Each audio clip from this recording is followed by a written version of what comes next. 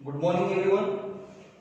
सो आज हम लोग स्टार्ट करेंगे features of macro economics.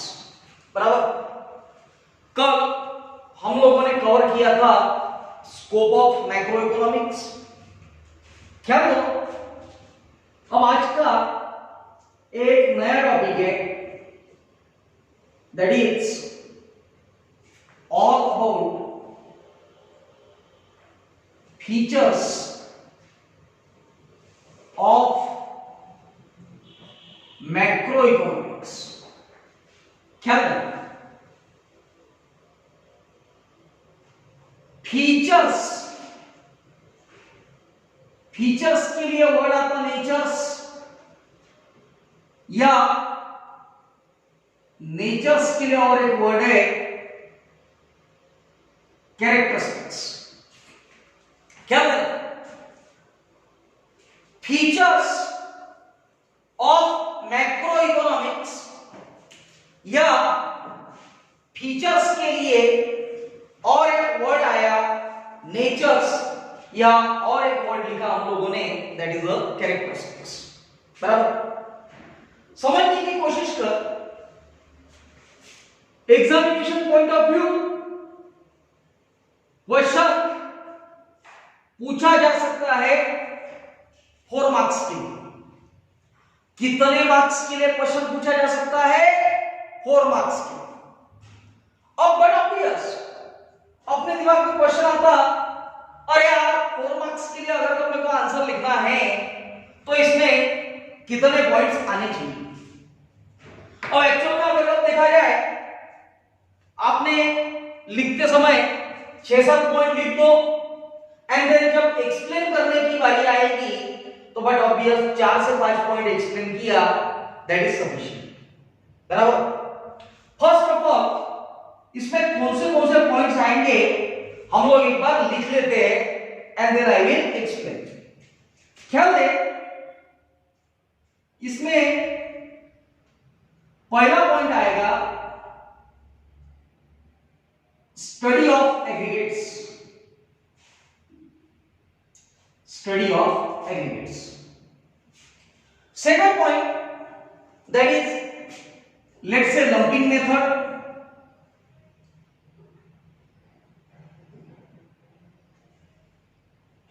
Third point,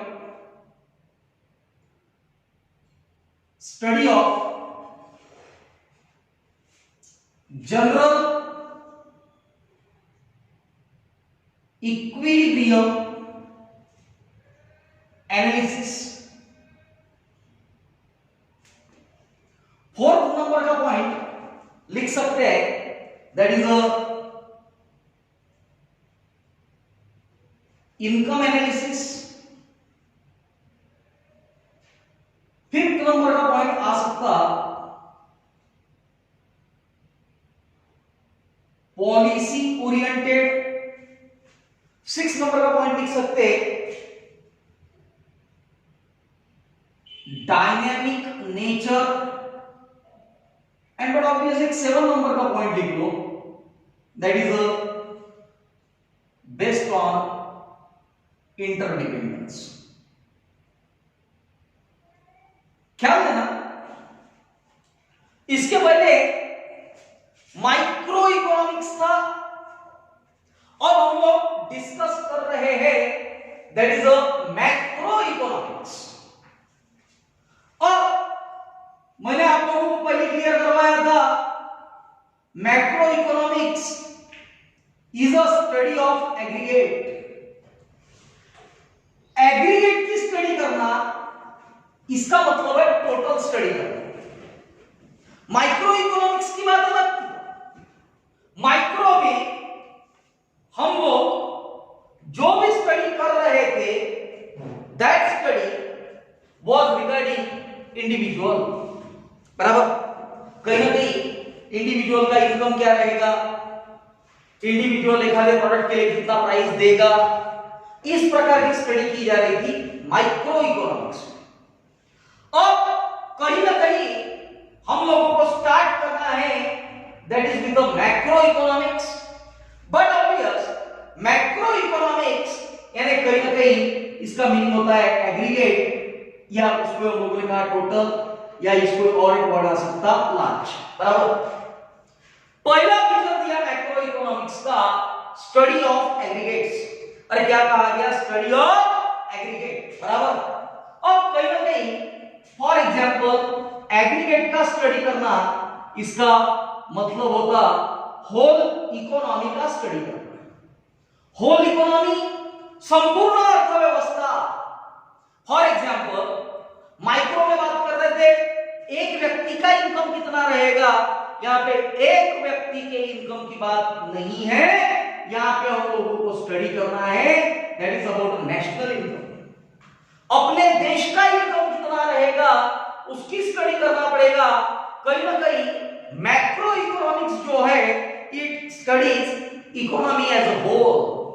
macro economics के स्टडी करते समय स्टडी करता है of economy as a whole, बराबर। अब इकोनॉमी एज अ होल अगर तो स्टडी करना है तो नेशनल इनकम की स्टडी की जाएगी, टोटल आउटपुट की स्टडी की जाएगी। टोटल आउटपुट यानी टोटल प्रोडक्शन, बराबर। टोटल आउटपुट यानी टोटल प्रोडक्शन, इसका मतलब अपने देश का टोटल प्रोडक्शन कितना है, बराबर। इसके साथ में स्टडी किया जाएगा लेट्स से टोटल सेविंग कितना है as well as total investment कितना है। कहीं ना कहीं पहले पॉइंट में हम लोगों को एक क्लियर कट बताया गया कि अगर तो सपोज हम लोग मैक्रो इकोनॉमिक्स की बात करते हैं तो macro economics is nothing but it is the study of whole economy. ये कहीं ना कहीं संपूर्ण अर्थव्यवस्था की स्टडी है जिसमें नेशनल इनकम की स्टडी करना है, टोटल आउटपुट की स्टडी करना है, टोटल सेविंग की स्टडी करना है, टोटल इन्वेस्टमेंट की भी स्टडी करना है, बराबर। आगे क्या देना? Lumping method. अब कहीं ना कहीं लंपिंग मेथड, अबे लंपिंग का मतलब क्या होता है? लंपिंग का मतलब बड़ा सिंपल दिया हुआ है, जहां पे हम लोगों को सभी चीजों को एक साथ में जोड़ के स्टडी करना होगा। क्या करना? जब माइक्रो इकोनॉमिक्स था बेटा, माइक्रो इकोनॉमिक्स में वर्ड आता था स्लाइसिंग मेथड। अरे बराबर, वहां पे स्लाइसिंग था, माइक्रो में क्या था? स्लाइसिंग। अरे स्लाइसिंग मेथड का मतलब होता है अर्थव्यवस्था को डिवाइड करके उसकी स्टडी करना। स्लाइसिंग मेथड का मतलब होता अर्थव्यवस्था को डिवाइड करके उसकी स्टडी करना, बराबर। बट कहीं ना कहीं अब मैक्रो इकोनॉमिक्स की बात कर रहे हो, मैक्रो इकोनॉमिक्स की बात कर रहे हो, इसका मतलब है हम लोगों को कहीं ना कहीं सभी चीजों को जोड़ के उसकी स्टडी करना होगा। For example we have to study about aggregate demand, बराबर। कौन सा वर्ड आया? Aggregate demand. Let's say another that is all about aggregate supply. कहने का तात्पर्य समझ, एग्रीगेट डिमांड इसका मतलब होता है टोटल डिमांड। एग्रीगेट सप्लाई इसका मतलब होता है टोटल सप्लाई। अगर तुम सपोज अर्थव्यवस्था के बारे में बात करते हो, एग्रीगेट डिमांड अपने अर्थव्यवस्था में एखादे प्रोडक्ट का टोटल डिमांड क्या रहेगा। इंडिविजुअल डिमांड की बात किया गया? नहीं। इंडिविजुअल सप्लाई की बात किया गया? नहीं। इंडिविजुअल डिमांड, इंडिविजुअल सप्लाई ये कौन से पेपर में आएंगे? स्लाइस में। ये माइक्रो का पार्ट। हम लोगों को डिस्कस करना है, स्टडी करना है अबाउट द मैक्रो इकोनॉमिक्स। और जब मैक्रो इकोनॉमिक्स की बात करोगे तो but obvious we have to discuss about aggregate, बराबर। इसको हम लोग कर सकते हैं total. Clear? So macro economics कौन से मेथड की स्टडी करेगा? Lumping method. अब करेंगे तीसरा फीचर दिया हुआ है study of general equilibrium analysis. अब जनरल इक्विलिब्रियम एनालिसिस क्या होता है यह समझना होगा। जनरल इक्विलिब्रियम एनालिसिस कहीं ना कहीं माइक्रो में जब बात कर रहे थे तो माइक्रो में था partial equilibrium analysis, partial equilibrium analysis. But अब कहीं ना कहीं जनरल इक्विलिब्रियम एनालिसिस की बात करना है। जनरल इक्विलिब्रियम एनालिसिस इसका मतलब है कि कहीं ना कहीं हम लोग ऐसे चीजों की बात करेंगे जो सभी चीजें एक दूसरे के ऊपर डिपेंड है, बराबर। या उसको मैं कहूं तो ऐसा भी कह सकते हैं एवरीथिंग डिपेंड्स, ख्याल देना, everything depends on everything else, everything depends on everything else. सभी चीजें एक दूसरे के ऊपर डिपेंड करती। अगर आप सपोज थोड़ा सा प्रॉपर तरीके से समझने की कोशिश करोगे तो but obvious a general equilibrium analysis, general equilibrium analysis इसका मतलब है कि कहीं ना कहीं हम लोगों को नंबर ऑफ इकोनॉमिक वेरिएबल्स का, नंबर ऑफ इकोनॉमिक वेरिएबल का बिहेवियर चेक करना है। नंबर ऑफ इकोनॉमिक वेरिएबल्स का क्या चेक करना है? बिहेवियर। अरे भाई अब नंबर ऑफ इकोनॉमिक वेरिएबल्स का बिहेवियर चेक करना है, इसका मतलब क्या? नंबर ऑफ इकोनॉमिक वेरिएबल्स का बिहेवियर चेक करना है, इसका मतलब है कि भाई कहीं ना कहीं हम लोगों को ऐसी चीजों के बारे में डिस्कस करना है जो कहीं ना कहीं कंट्री के मैक्सिमम लोगों के साथ में रिलेट करती होगी, बराबर। Again same thing, national income, देश का इनकम, बराबर। टोटल आउटपुट, टोटल उत्पादन, टोटल सेविंग, कितना पैसा सेव किया गया, टोटल इन्वेस्टमेंट, जो कुछ भी पैसा सेव किया गया उसमें से इन्वेस्टमेंट क्या आया। So this was about study of general equilibrium analysis. So this was all about study of general equilibrium analysis. Clear? अब आया इनकम एनालिसिस। मेरे इधर क्या करना, इनकम एनालिसिस, इसके लिए और एक वर्ड आ सकता and that word is all about income theory. ठीक है, अब माइक्रो इकोनॉमिक्स में क्या हो रहा था कि कहीं ना कहीं हम लोग बात कर रहे थे micro economics is all about price theory. अरे माइक्रो इकोनॉमिक्स को हम लोग क्या कह रहे थे? Micro economics is all about price theory. But macro है, मैक्रो के बारे में हमेशा याद रखना, macro economics is all about income theory, बराबर। कहीं ना कहीं मैक्रो इकोनॉमिक्स का जो सब्जेक्ट मैटर है that is related with the income in the society. अपनी अर्थव्यवस्था में लोगों के पास में इनकम कैसे क्या जनरेट होता। बट ऑब्वियस मैंने इसके पहले लेक्चर में भी बताया था कि कहीं ना कहीं सबसे पहले लोगों के पास में एम्प्लॉयमेंट होनी चाहिए, एम्प्लॉयमेंट होनी चाहिए, एम्प्लॉयमेंट होनी चाहिए। इसका मतलब है लोगों के पास में रोजगार होना चाहिए। जो एम्प्लॉयमेंट रहेगी उस एम्प्लॉयमेंट में से लोगों के लिए कहीं ना कहीं इनकम जनरेट होगा, लोगों को पैसा मिलेगा। जो पैसा मिलेगा उसमें से लोग कुछ ना कुछ सेविंग करेंगे, जो सेविंग करेंगे उसमें से कहीं ना कहीं कुछ ना कुछ चीजें एक कन्वर्ट हो जाएंगी इन्वेस्टमेंट के लिए, कुछ ना कुछ चीजें कन्वर्ट हो जाएंगी इन्वेस्टमेंट के लिए। ख्याल देना, इनकम एनालिसिस या इनकम एनालिसिस को कहा गया इनकम थ्योरी। एम्प्लॉयमेंट, लोगों को रोजगार मिलना चाहिए, काम धंधा मिलना चाहिए। काम धंधा मिलेगा तो ऑटोमेटिक उसमें से क्या जनरेट होता? इनकम। ये सबसे इंपॉर्टेंट है मैक्रो इकोनॉमिक्स, बिकॉज अल्टीमेटली कोई भी देश की अर्थव्यवस्था रहने दे, वो अर्थव्यवस्था डिपेंड करती है जीडीपी के ऊपर और नेशनल इनकम के ऊपर। जीडीपी का मतलब होता है ग्रॉस डोमेस्टिक प्रोडक्ट और एनआई का मतलब होता है नेशनल इनकम, बराबर। सो इनकम मिलना चाहिए।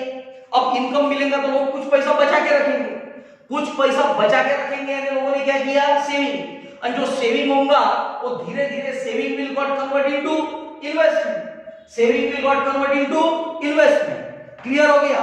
So but obvious macro economics is all about income analysis, या हमेशा के लिए याद रखना मैक्रो इकोनॉमिक्स को इनकम थ्योरी ऐसा भी कहा जाएगा। मैक्रो इकोनॉमिक्स को इनकम थ्योरी ऐसा भी कहा जाएगा। Clear word? अब बात करते हैं पॉलिसी ओरिएंटेड। अब बात करते हैं that is about a policy oriented. मेरा पहला बराबर समझ मैं क्या कह रहा हूं? मैक्रो इकोनॉमिक्स, कौन सा economics? Macro economics. Macro economics ए पॉलिसी ओरिएंटेड, बराबर। अब पॉलिसी ओरिएंटेड है, इसका मतलब बड़ा क्लियर है कि मैक्रो इकोनॉमिक्स को कहीं ना कहीं सेंट्रल लेवल पे पूरे देश को चलाने के लिए अलग अलग पॉलिसीज बनानी होती है। मेरा कहना बराबर समझ। बट ऑब्वियस कोई भी कंट्री का हो, उस कंट्री को सबसे पहले तो फिस्कल पॉलिसी होनी चाहिए। अरे फिस्कल पॉलिसी यानी क्या? तो बट ऑब्वियस फिस्कल का मतलब होता बजट। कोई भी कंट्री रहने दो, वो कंट्री अपने देश के लिए सबसे पहले बजट प्रिपेयर करती है। क्या प्रिपेयर करती है? बजट। फॉर एग्जांपल, अगर तब सपोज हम लोग बात करते हैं अबाउट इंडिया, अरे कौन से कंट्री की बात करते हैं? इंडिया। इंडिया में फिस्कल पॉलिसी जिसको हम लोग कह रहे हैं बजट, बड़ा इंपॉर्टेंट है। मेरा कहना बराबर सुन, मैं क्या कह रहा हूं? अपने कंट्री के लिए, अपने देश के लिए पॉलिसी ओरिएंटेड में हम लोगों ने लिखा फिस्कल पॉलिसी, या फिस्कल पॉलिसी जो है उसको मैंने नाम दिया बजट पॉलिसी। फिस्कल पॉलिसी को नाम क्या दिया? Budget policy. कहने का तात्पर्य कुछ, फाइनेंशियल ईयर स्टार्ट होने से पहले, फाइनेंशियल ईयर कब स्टार्ट होता? 1 April and it ends on 31 of March, बराबर। अब 1 अप्रैल के पहले हर देश की रिस्पॉन्सिबिलिटी है कि उसको पहले एक बजट प्रिपेयर करना है, बराबर। जो हमारे देश के फाइनेंस मिनिस्टर रहते हैं, अभी करंटली हम लोगों के फाइनेंस मिनिस्टर है ऑनरेबल निर्मला सीतारमण। ये जो निर्मला सीतारमण हमारे फाइनेंस मिनिस्टर है, उनका एक रिस्पॉन्सिबिलिटी है कि भी फाइनेंशियल ईयर स्टार्ट होने से पहले उनको बजट के लिए पॉलिसी प्रिपेयर करना पड़ेगा, बजट प्रिपेयर करना पड़ेगा, बराबर। इसमें दूसरा एक पॉलिसी रहता, that is regarding taxation policy. अरे भाई बट ऑब्वियस देश चलाने के लिए पैसा चाहिए, पैसा कहां से आएगा? टैक्सेशन में से। तो बट ऑब्वियस गवर्नमेंट को ये भी डिसाइड करना होता है कि भाई कौन से चीजों के ऊपर कितना कितना % टैक्स लगेगा, बिकॉज अल्टीमेटली टैक्स के थ्रू पैसा आएगा और उसके थ्रू ही हम लोगों का इकोनॉमी, हम लोगों का अर्थव्यवस्था ये रन हो पाएगा, बराबर। इसके अलावा बहुत सारे कंटेंट है, फॉर एग्जांपल इन्फ्लेशन, महंगाई, बराबर। महंगाई के लिए भी गवर्नमेंट के पास में कुछ ना कुछ पॉलिसी होनी चाहिए, कुछ ना कुछ नॉर्म्स होने चाहिए। इन्फ्लेशन के बाद में बट ऑब्वियस डिफ्लेशन, अगर सपोज बहुत कुछ सब सस्ता हो गया तो उसके लिए भी पॉलिसी चाहिए, बराबर। या ऐसा कहा जाए सिर्फ भाई ये 4 पॉलिसी रहती क्या? नहीं, ऐसा तो कितने तो भी कंटेंट है। इकोनॉमिक ग्रोथ की पॉलिसी क्या है? इकोनॉमिक डेवलपमेंट की पॉलिसी क्या है? इंडस्ट्रीज को अगर डेवलप करना है तो उसके लिए पॉलिसी क्या है? एग्रीकल्चर को अगर डेवलप करना है तो उसके लिए पॉलिसी क्या है? ये सभी प्रकार की पॉलिसी ये मैक्रो इकोनॉमिक्स में प्रिपेयर की जाती है। कौन से इकोनॉमिक्स में प्रिपेयर की जाती है? Macro economics. अब बात करते हैं डायनामिक, बराबर। वर्डिंग समझना, मैक्रो इकोनॉमिक्स एक ऐसा साइंस है जो time to time, place to place, person to person क्या होता है? चेंज। क्या मैक्रो इकोनॉमिक्स की पॉलिसीज भी time to time, place to place, person to person क्या होती जाती है? चेंज। अरे भाई मैक्रो इकोनॉमिक्स की पॉलिसी ये time to time, place to place and person to person कैसे क्या चेंज होती? बड़ा सिंपल, आप कभी भी प्रॉपर तरीके से ख्याल देना, डायनेमिक नेचर। मैक्रो इकोनॉमिक्स जो है, but obvious macro economics is all about dynamic in nature. Macro economics से डायनेमिक है, डायनेमिक है इसका मतलब time to time, place to place and person to person macro economics को अपनी पॉलिसी क्या करना पड़ेगा? चेंज, बराबर। एंड बट ऑब्वियस होता है, ठीक है। अभी फॉर एग्जांपल बात करोगे तो 2019 में हम लोगों के देश के सामने के ऑब्जेक्टिव्स कुछ अलग थे, हम लोगों की पॉलिसीज कुछ अलग थी, बराबर। बट रिसेंटली आप लोगों ने देखा जैसे कोरोना वायरस का अफेक्ट हुआ, कोरोना वायरस का अफेक्ट होते बराबर कोविड-19 का अफेक्ट होते बराबर कहीं ना कहीं गवर्नमेंट ने खुद की पॉलिसीज को शिफ्ट कर दिया। आज के डेट में अगर तुम बात करोगे तो बट ऑब्वियस गवर्नमेंट के खुद के पैरामीटर्स बहुत बदल चुके। गवर्नमेंट ने कहीं ना कहीं एकदम से अपने जीडीपी का 10% का एक पैकेज घोषित कर दिया लोगों के लिए। So this is what called as the dynamic nature. कहीं ना कहीं हम लोगों की अर्थव्यवस्था के time to time, place to place and person to person क्या होती है? चेंज। देन लास्ट पॉइंट है that is called as based on interdependence. Based on interdependence, इसका मतलब बड़ा क्लियर है कि भाई इंटरडिपेंडेंस एक दूसरे के ऊपर चीजों का डिपेंड है। मेरा कहना मतलब समझ, micro economics as well as macro economics, micro economics as well as macro economics, ये दोनों भी इकोनॉमिक्स एक दूसरे के ऊपर डिपेंड है। बराबर, ऐसा कभी नहीं बोल पाएंगे कि भाई माइक्रो इकोनॉमिक्स अकेला सफिशिएंट है या मैक्रो इकोनॉमिक्स अकेला सफिशिएंट है, ऐसा कभी नहीं होता। Micro and macro both are such type of economics which depends on each other. ये दोनों भी इकोनॉमिक्स कहीं ना कहीं एक दूसरे के ऊपर डिपेंड करते हैं, ये दोनों भी इकोनॉमिक्स एक दूसरे के ऊपर डिपेंड करते हैं, because this is what called as the based on interdependence. क्या कहा गया? Based on interdependence. क्लियर?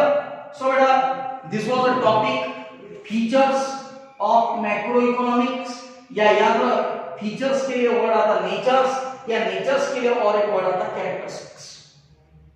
कितने फीचर्स है? 7। कौन से?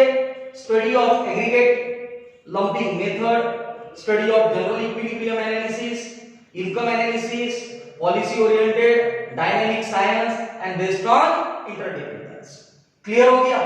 अब कहीं ना कहीं इस चैप्टर में का एक लास्ट टॉपिक बचा हुआ है जो हम लोगों का कल कवर होगा, that is all about importance of macro economics. Clear हो गया बेटा?